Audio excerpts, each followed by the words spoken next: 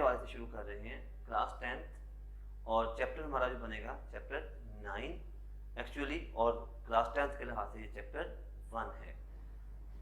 हमारा टॉपिक है chemical equilibrium, ये हमारे चैप्टर का नाम है, और हम इसके अंदर ये स्टडी करेंगे कि केमिकल रिएक्शंस कैसे होते हैं, उनमें इक्विलिब्रियम कैसे डेवलप होता है। So first of all what is chemical equilibrium. इससे पहले आप इंट्रोडक्शन के अंदर हम बात करते हैं, तो आपकी जो बुक है उसमें भी इंट्रोडक्शन में ये सवाल मौजूद होगा। इंट्रोडक्शन क्या है केमिकल इक्विलिब्रियम, तो कहते हैं जनरली जो है वो लोग ये समझते हैं कि जो भी केमिकल रिएक्शंस होते हैं वो मुकम्मल तौर पर कंप्लीट होते हैं, और उनके अंदर उनकी जो रिएक्टेंट्स हैं वो प्रोडक्ट में मुकम्मल तौर पर तब्दील हो जाती हैं, लेकिन ऐसा होता नहीं है समटाइम। तो हम सबसे पहले देखेंगे कंप्लीट रिएक्शन की एक डेफिनेशन इसके अंदर। तो पहला शॉर्ट क्वेश्चन भी है ये, तो हम इसको कहेंगे कंप्लीट रिएक्शन। जैसा कि नाम से इजाहर हो रहा है, the type of the chemical reaction in which all reactants must to be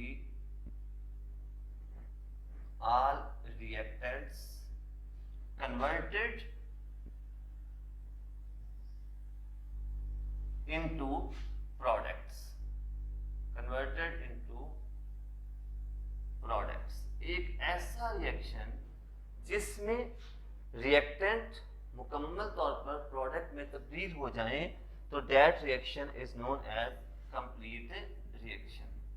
कहते हैं but लेकिन generally in our natural phenomena and even in the laboratory we observe that कि all the reaction does not complete reaction, all जो reactions होते हैं वो मुकम्मल या complete reaction नहीं होते। उनके अंदर हमें बार बार ऐसा लगता है कि reaction stop हो रहा है, जबकि रिएक्शन स्टॉप नहीं हो रहा होता, बल्कि वो एक इक्विलिब्रियम, एक मुतवाजन बैलेंस कंडीशन में आ जाता है।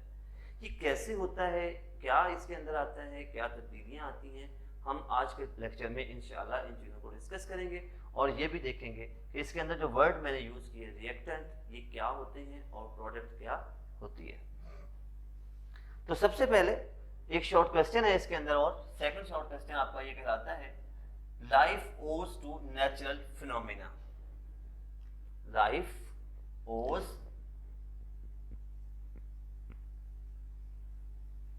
to natural process या natural phenomena. Natural process. जिंदगी जो है वो एक कुदरती अमल की मरहून मिन्नत है। जिंदगी नेचुरल प्रोसेस के ऊपर डिपेंड करती है, रिलाई करती है। What do you mean by natural process? ये कौन सा नेचुरल प्रोसेस है? स्टूडेंट्स, अगर आप 9th क्लास के अपने लेक्चर को थोड़ा माइंड में रिकॉल करें, तो चैप्टर जो खास तौर पे बायो के स्टूडेंट्स हैं उन्होंने चैप्टर 7 बायोलॉजी के अंदर बहुत तफसील से इसकी स्टडी की, जिसमें हमने दो रिएक्शन बड़े वाज़ेह स्टडी किए, फोटोसिंथेसिस और रेस्पिरेशन। अब अगर हम बात करें तो हमने दो प्रोसेस, और छोटी क्लासेस में आप ये सारा पढ़ चुके हैं, फोटोसिंथेसिस और दूसरा हमारे पास है रेस्पिरेशन। दोनों की डेफिनेशंस क्या है? इनकी डेफिनेशन फोटोसिंथेसिस की आपने पढ़ी कि the process in which plant prepare their food in the presence of sunlight, जिसको फोटो भी कहा जाता है, वो अमल जिसमें पौधे सनलाइट की मौजूदगी में, सूरज की रोशनी की मौजूदगी में अपनी फोटोसिंथेसिस के अपने फूड तैयार करते हैं, जो कि एक्चुअली ग्लूकोज होती है। ये इसकी प्रोडक्ट होती है। इसके साथ एक बाय प्रोडक्ट तैयार होती है, that is known as oxygen, जिसको ऑक्सीजन कहा जाता है। तो ये इसकी बाय प्रोडक्ट है।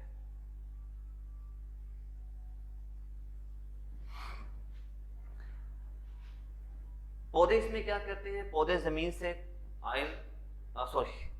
पौधे जमीन से पानी और नमकियात को एब्जॉर्ब करते हैं, और उसके बाद उनको अपनी जाइलम वेसल्स के जरिए अपर लेवल पे भेज देते हैं। वहाँ पे पत्तों के अंदर क्लोरोप्लास्ट, क्लोरोफिल, उनकी मौजूदगी में मेसोफिल सेल्स के अंदर फोटोसिंथेसिस का प्रोसेस होता है, और पौधे अपनी बेसिक जो नीड है वो ग्लूकोज तैयार करते हैं।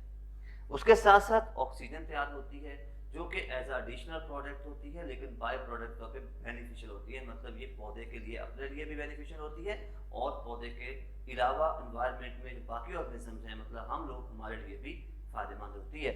और हम क्या करते हैं, हम पौधे की इस ऑक्सीजन को यूटिलाइज करते हैं, बल्कि हम पौधे की इन दोनों प्रोडक्ट्स को यूटिलाइज करते हैं।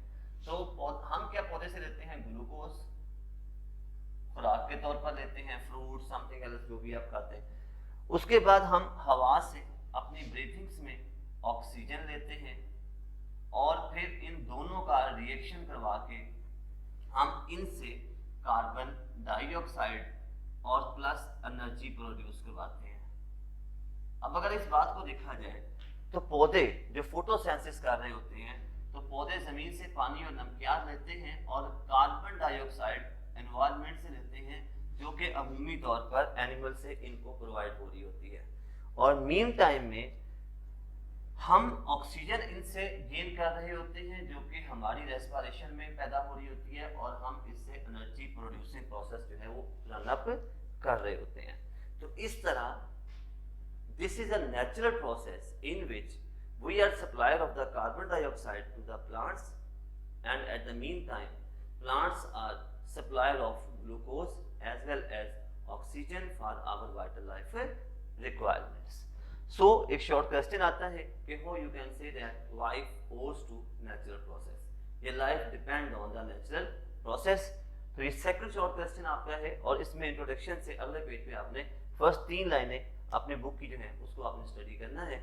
उसके अंदर आप ये चीज़ ऐसे ही मिल जाएगी आपको कि life owes to the natural process, और फिर आगे स्टेटमेंट में थोड़ा बहुत लफ्ज़ों का फर्क यही होगा कि प्लांट्स प्रिपेयर अपना glucose and oxygen in the process of the photosynthesis while and they receive the carbon dioxide from the animal while animal receive the oxygen from them, and in this way they depend on the each other for their vital life requirements। यहाँ तक हमारे पास 2 question हो गए, एक हो गया complete reaction और एक हमने पढ़ लिया अब तक लाइफ ओज to natural process.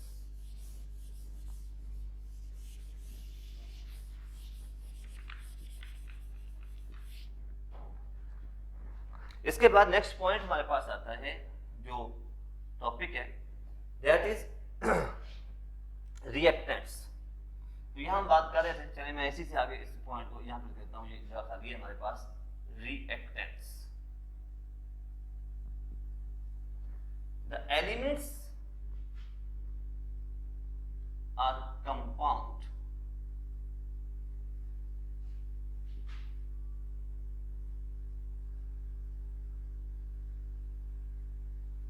which take part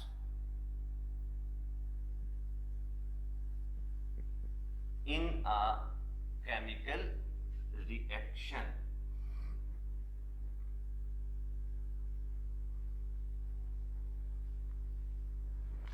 वो एलिमेंट या कंपाउंड या सब्सटेंसेस जो किसी केमिकल रिएक्शन में हिस्सा लेते हैं, they are known as reactant, उनको रिएक्टेंट कहा जाता है।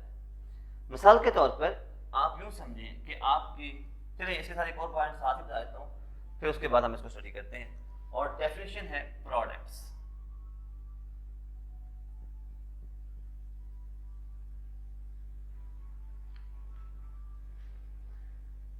तो what is product? The substance, proper define लिखिएगा इसकी, the substance which is formed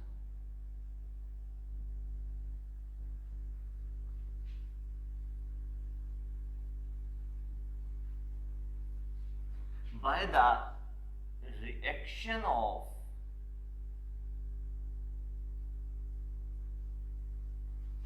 reactants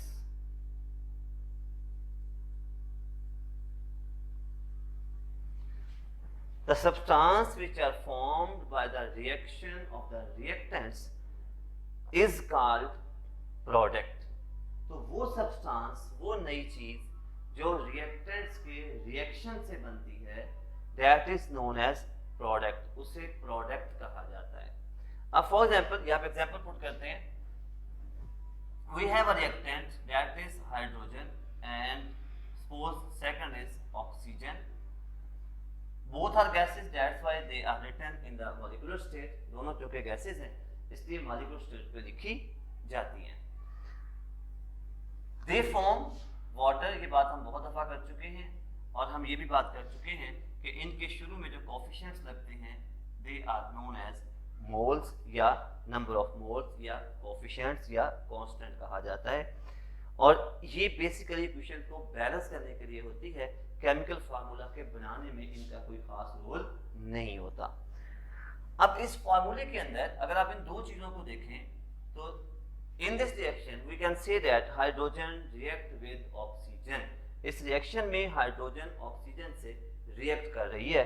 so both are known as reactants. तो ये दोनों जो हैं ये आपके रिएक्टेंट्स कहलाएंगे.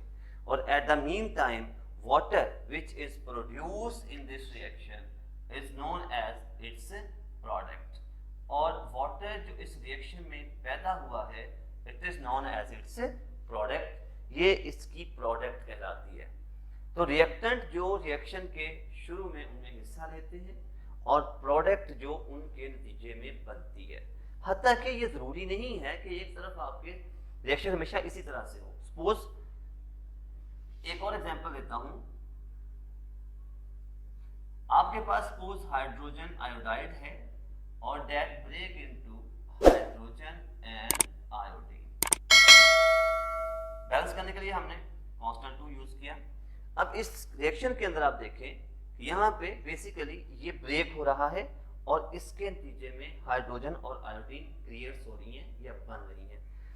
इस सूरत में ये आपके रिएक्टेंट्स कहलाएंगे और ये दोनों आपके प्रोडक्ट्स कहलाएंगे. याद रखिएगा आमतौर पर जो लेफ्ट साइड होती है that is known as reactant और जो राइट साइड होती है that is known as product. वो प्रोडक्ट कहलाती है. तो रिएक्शन कोई भी है उसमें चाहे एक चीज ब्रेक हो रही है चाहे एक चीज बन रही है चाहे दो चीजें मिल रही हैं चाहे चार मिल रही हैं चाहे दो बना रही हैं चाहे चार बना रही हैं, जो चीज आपके रिएक्शन में स्टार्ट में है वो आपका रिएक्टेंट है और जो आपके फाइनल में है वो आपकी प्रोडक्ट है. आफ्टर दिस इसके बाद हम बात करते हैं नेक्स्ट टाइप्स ऑफ रिएक्शंस की. और टाइप ऑफ रिएक्शन के अंदर हमारे पास दो किस्म के रिएक्शंस होते हैं. There are two type of the reactions. Types of reactions.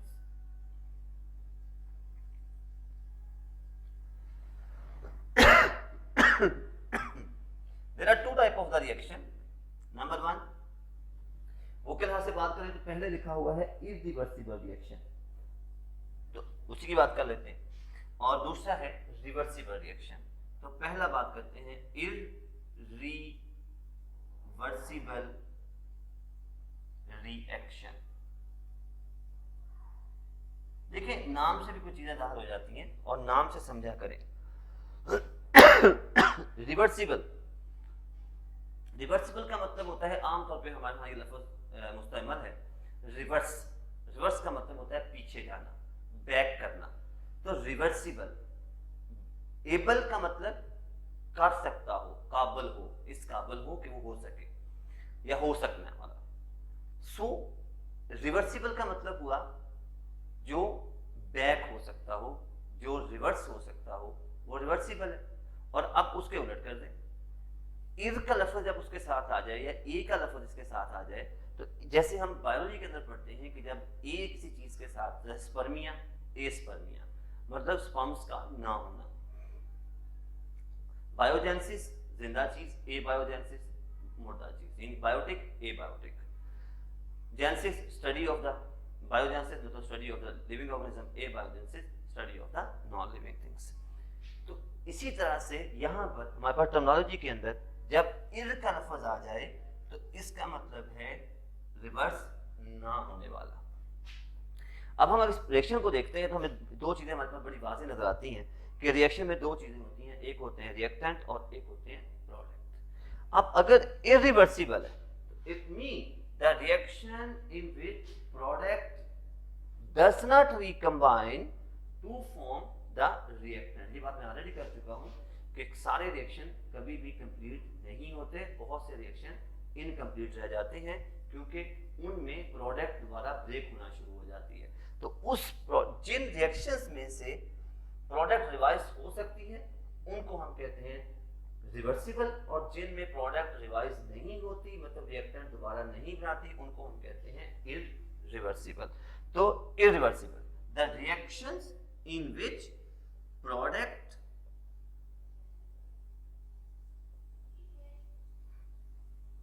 does not recombine to form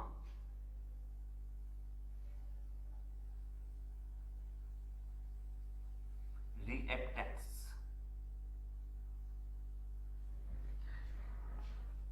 ऐसे रिएक्शन, इनके 3 मेजर पॉइंट है इसके अंदर। The reaction in which product does not recombine to form the reactant, they are known as irreversible reaction. तो ऐसे reaction जिनमें product recombine नहीं होती रिएक्टेंट्स को बनाने के लिए, उन रिएक्शंस को हम कहते हैं इररिवर्सिबल रिएक्शन, और ये इसकी बड़ी आम एग्जांपल है।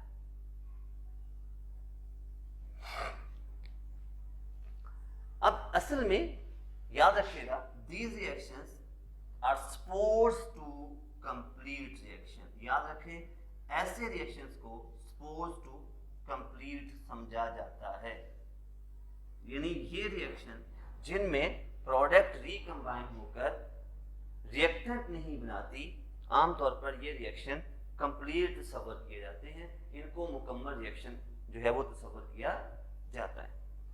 उसके बाद थर्ड पॉइंट आता है हाउ दे आर रिप्रेजेंटेड, इनको रिप्रेजेंट कैसे करना है। तो actually these reactions are represented by the single arrow, in between by the single arrow in between reactants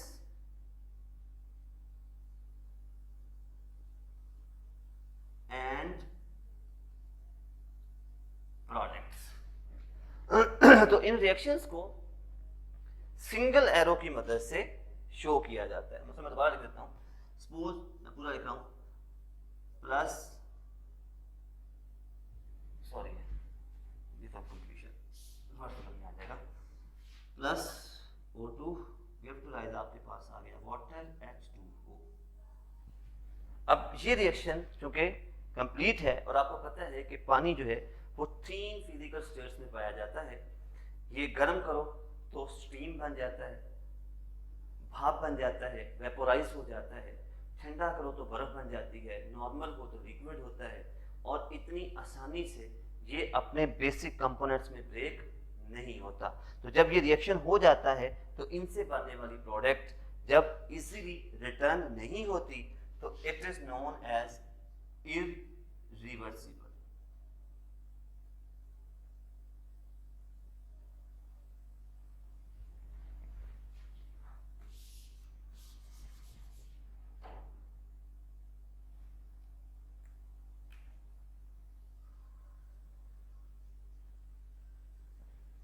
इसको हम इररिवर्सिबल कहते हैं।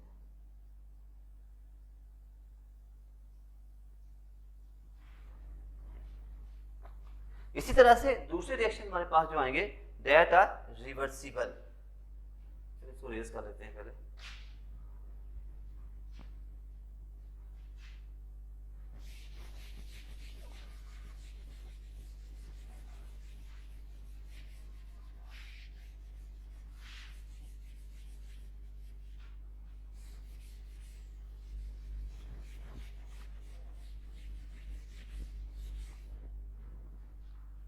Second point is reversible reactions।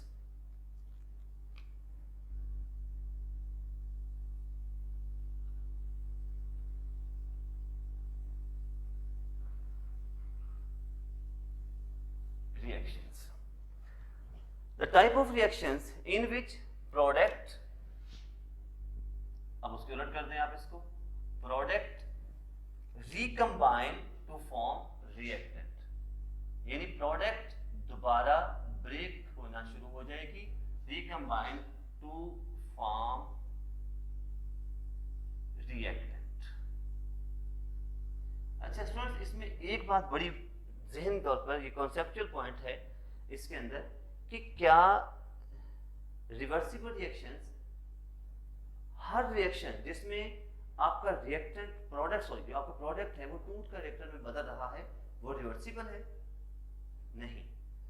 याद रखिएगा, इसकी एक बहुत मेजर शर्त है इसके अंदर कि ये रिएक्शन जो है ये क्लोज्ड होते हैं, इनको क्लोज कंट्रोल किया जाता है, ये क्लोज रिएक्शंस होते हैं, यानी इन रिएक्शंस में आपकी जो सिस्टम है वो क्लोज होता है। अप्रोक्सीमेटली ये reaction within the same conditions और minute change of the temperature पर रिवर्स हो जाता है। ये नहीं है कि आप इसमें से बहुत एक्स्ट्रा ऑर्डिनरी आप इसको चेंज करेंगे तो फिर जाके रिवर्स होगा, नहीं। अगर एक्स्ट्रा ऑर्डिनरी कंडीशन दी जाती हैं तो फिर वो रिएक्शन रिवर्स नहीं होता, बल्कि फिर वो डीकम्पोज होता है। तो एक तो इसमें ये बड़ी वाज़ेह बात समझ लें ज़हन के अंदर कि जो रिवर्सिबल रिएक्शंस होते हैं इनमें व्हेन प्रोडक्ट रिएक्ट या recombine to form the reactant, इनमें जब प्रोडक्ट रिकम्बाइन होकर रिएक्टेंट बनाती है तो एक्चुअली उस वक्त the system is closed, nothing inter, ना तो कोई चीज अंदर इंटर होती है, याद रखिएगा, और ना ही कोई चीज रिलीज होती है। अगर इन दोनों में से कोई एक भी फिनोमिना हो जाता है तो इसका मतलब है आपका रिएक्शन डिस्टर्ब हो गया है और फिर वो रिवर्सिबल स्टेट को मेंटेन नहीं कर पाएगा। इसकी मजीद तफसील हम थोड़ा सा आगे पढ़ते हैं। तो ये बात ज़हन में कॉन्सेप्ट थोड़ा क्लियर कर लें कि रिवर्सिबल रिएक्शन जो होते हैं वो हमेशा क्लोज कंटेनर में होते हैं और उनकी जो कंडीशंस है रिवर्स होने की वो अप्रोक्सीमेटली सेम होती हैं जो उनकी रिएक्टेंट कंडीशंस होती हैं। याद रखें। अब इसके उधर दूसरा पॉइंट था हमारे पास, सपोज टू कंप्लीट, तो they are never to complete, ये कभी भी मुकम्मल नहीं होते। क्यों नहीं होते? क्योंकि इनमें एक खास पहले रिएक्टेंट जो है वो रिएक्शन करना शुरू करेंगे और प्रोडक्ट बनाना शुरू कर देंगे, थोड़ी देर के बाद आपकी प्रोडक्ट ब्रेक होकर रिएक्टेंट बनाना शुरू कर देगी। अब जितनी आपके रिएक्टेंट प्रोडक्ट में कन्वर्ट हो रहे हैं उतने आपके प्रोडक्ट रिएक्टेंट में कन्वर्ट होना शुरू हो रही है, तो आपकी फाइनल प्रोडक्ट कभी भी रिजल्ट में नहीं आती। तो ऐसे रिएक्शन नेवर टू कंप्लीट, इनको कभी भी कंप्लीट नहीं किया जाता या ये हमेशा इनकम्प्लीट माने जाते हैं। उसके बाद हमने बात की single arrow is in between the reactant and product, तो यहाँ पे हमारे पास है डबल हाफ एरो या डबल एरो कह सकते हैं आप, इन बिटवीन। इसको रिप्रेजेंट करने के लिए डबल एरो हम इस्तेमाल करते हैं in between product and reactant, और यहां पे हम करते हैं सिंगल एरो। कैसे करते हैं? एग्जांपल्स हम कोट करते हैं यहाँ पर। सपोज हमारे पास हाइड्रोजन है, react with iodine to form hydrogen iodide, balance reaction करते हैं हम यहाँ पे कांस्टेंट करते हैं टू यूज। अब याद रखें, अब हमें एक रिएक्शन कैसे फील होता है, इसी एग्जांपल को थोड़ा तफसील में समझें। कहता है suppose both are gases, hydrogen is also a gas and iodine is also a gas, while hydrogen iodide is also gas but moderately liquid. Hydrogen gas when react with the iodine, अब अगर हम इसकी बात करें तो ये जो है आपकी ये कलरलेस है, दिस इज कलरलेस, और it has purple in colour, और दिस इज आल्सो कलरलेस। अब गौर करें, आपका रिएक्शन चूंकि हमने रिवर्सिबल माना है तो अब हमने बात की थी कि इसमें हाफ एरो काउंट होगा।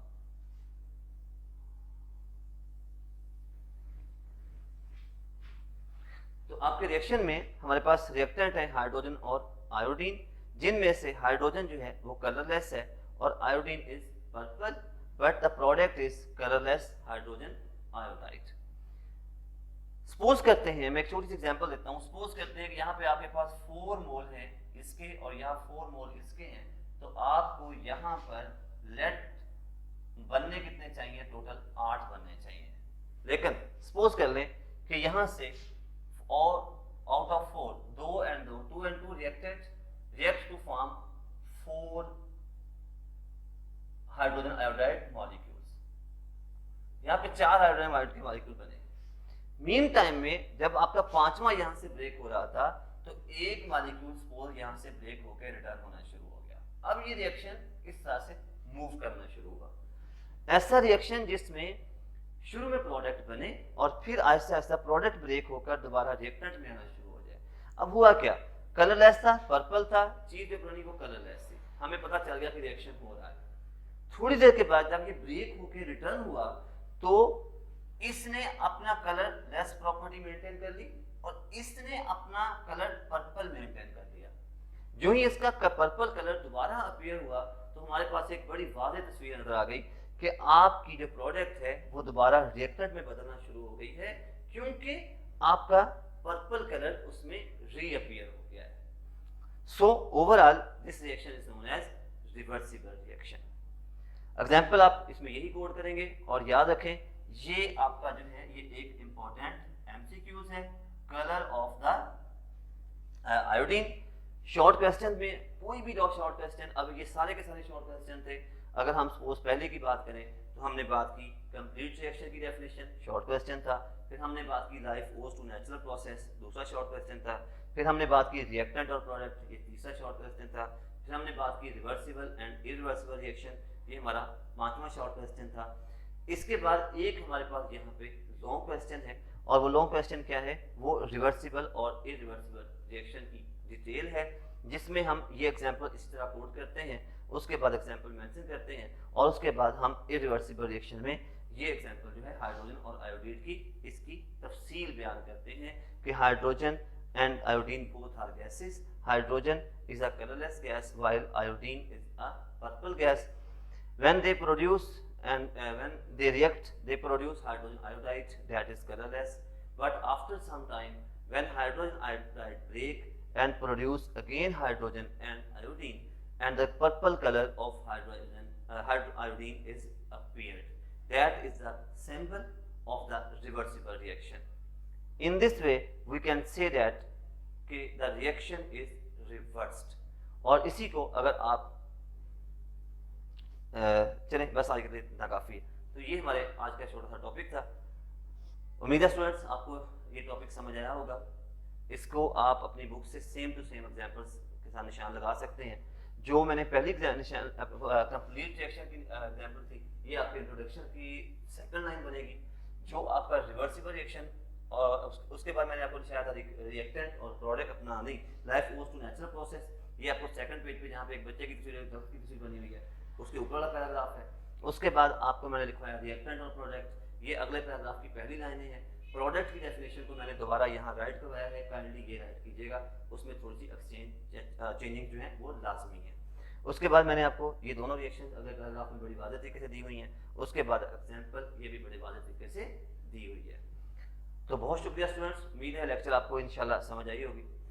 अगर कोई प्रॉब्लम्स हो तो 10th क्लास के लिए मैं दोबारा स्पेशली रिक्वेस्ट करूंगा कि आप अपनी क्यूरीज मुझसे कमेंट बॉक्स में डिस्कस कर सकते हैं। और अगर आपने मेरा चैनल सब्सक्राइब नहीं किया तो गुजारिश करूंगा कि इस चैनल को सब्सक्राइब कीजिए ताकि आपको लेटेस्ट इन्फॉर्मेशन जो है वो हासिल हो सके। बहुत शुक्रिया, थैंक यू वेरी मच।